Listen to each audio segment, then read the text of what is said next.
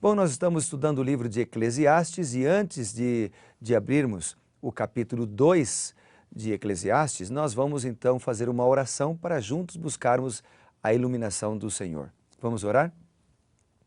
Bondoso Deus e Pai, nós te agradecemos imensamente pelo teu cuidado, pela tua proteção e pela certeza de que o Senhor cuida de nós. Dá-nos, ó Deus, a tua sabedoria e ilumina-nos para que possamos compreender a tua palavra. Em nome de Jesus. Amém. Eclesiastes capítulo 2. Ontem nós começamos este tremendo livro escrito por Salomão e a gente viu ontem que Salomão ele faz aqui uma recomendação contra a vaidade, fala que tudo é passageiro e ele mostra o verdadeiro estilo de vida feliz que um filho de Deus pode levar, ou seja, um estilo de vida que confia, uma vida que confia em Deus, que deposita nas mãos do Senhor a sua confiança. O capítulo 2, ele segue nessa linha de raciocínio e ele fala sobre a vaidade, ou seja, a vaidade das possessões, mostra que tudo aquilo que nós possuímos, tudo aquilo que nós temos, as coisas são passageiras. Ele faz uma reflexão da sua própria vida. Salomão teve uma vida de abundância, teve tudo o que poderia um homem desejar ter, teve muitas mulheres, teve muito dinheiro, teve muita fama, teve muito poder. Os 3 P's que o ser humano procura ou que o ser humano busca, Salomão teve. Ele teve poder, ele teve prestígio e ele teve posses. Mas ele começa a refletir um pouquinho na sua vida e em como tudo isso acabou levando ele para longe do Senhor. Então vamos dar uma olhada em alguns versos. Vamos lá. O versículo 4 diz assim: empreendi grandes obras, edifiquei para mim casas, plantei para mim vinhas. Veja, ele vai falando um pouquinho, é um relatório de como foi a sua vida. Aí ele diz, fiz jardins e pomares para mim, e nestes plantei árvores frutíferas de toda a espécie. Fiz para mim açudes, para regar com eles o bosque em que reverdeciam as árvores. Comprei servos e servas. Tive servos nascidos em casa, também possuí bois, ovelhas, mais do que possuíam todos os que antes de mim viveram em Jerusalém. Amontoei também para mim prata e ouro, tesouros de reis, tesouros de províncias, provi-me de cantores, de cantoras, e das delícias dos filhos dos homens, mulheres e mulheres.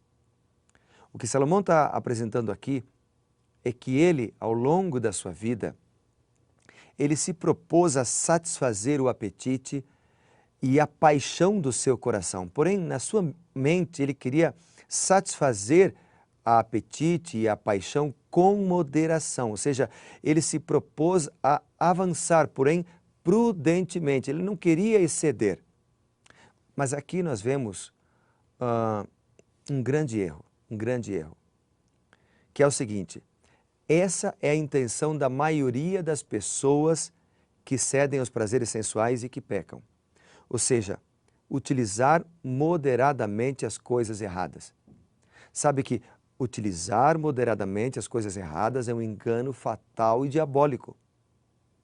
Um exemplo, muitos dizem assim, eu não sou um bêbado, eu apenas bebo moderadamente.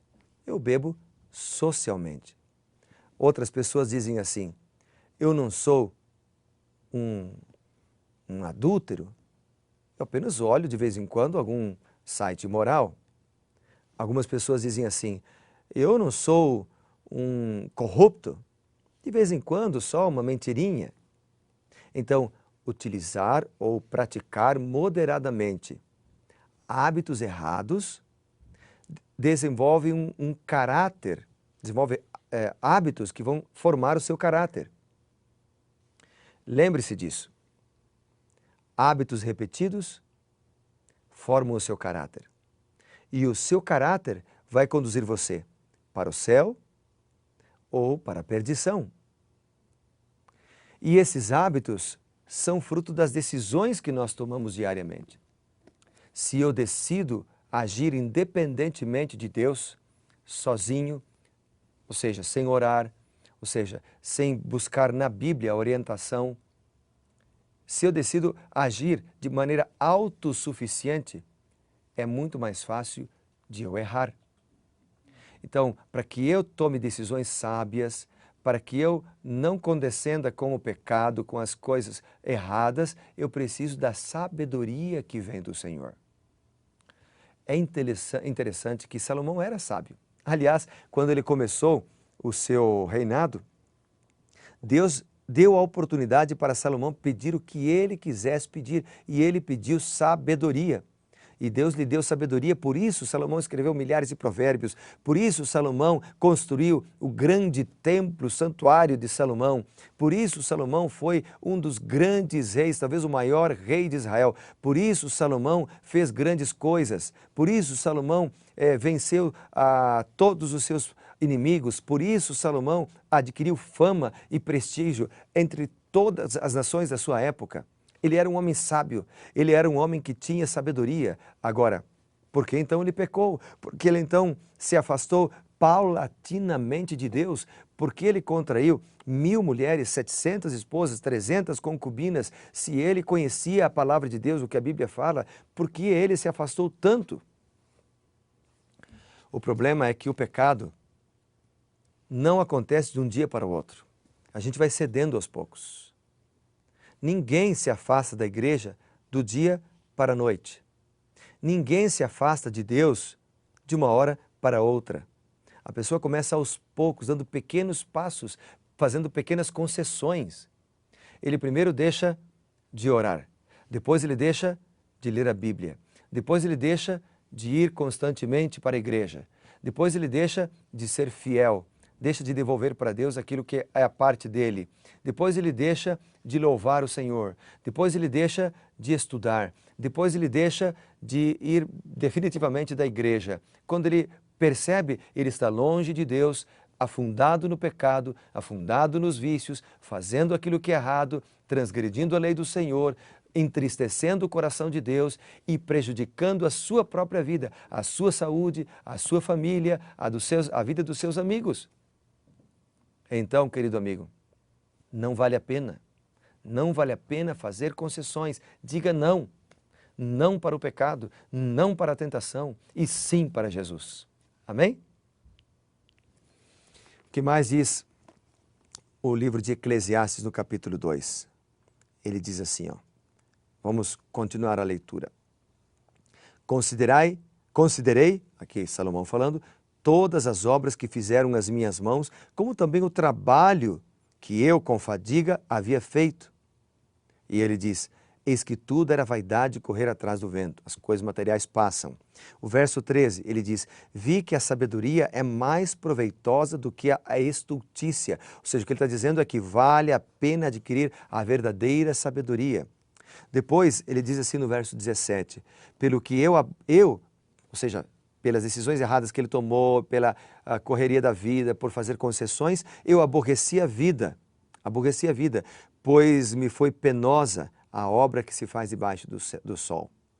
E depois ele diz o seguinte no verso 24, nada há melhor para o homem do que comer, beber e fazer que a sua alma goze o bem do seu trabalho. No entanto, ele diz, vi também que isto vem da mão de Deus.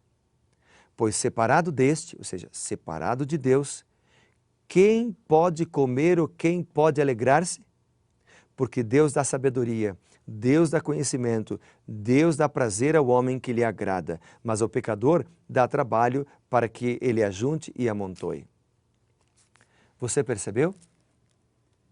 Salomão buscou a sabedoria, buscou o conhecimento e buscou a alegria em todos os prazeres desta vida terrenal e só encontrou frustração, só encontrou tristeza, só encontrou decepção, até que ele chegou no final da vida a uma conclusão. A verdadeira alegria vem de Deus. Então ele diz, é Deus quem dá a verdadeira sabedoria, é Deus quem dá verdadeiro conhecimento, é Deus quem dá prazer verdadeiro ao homem.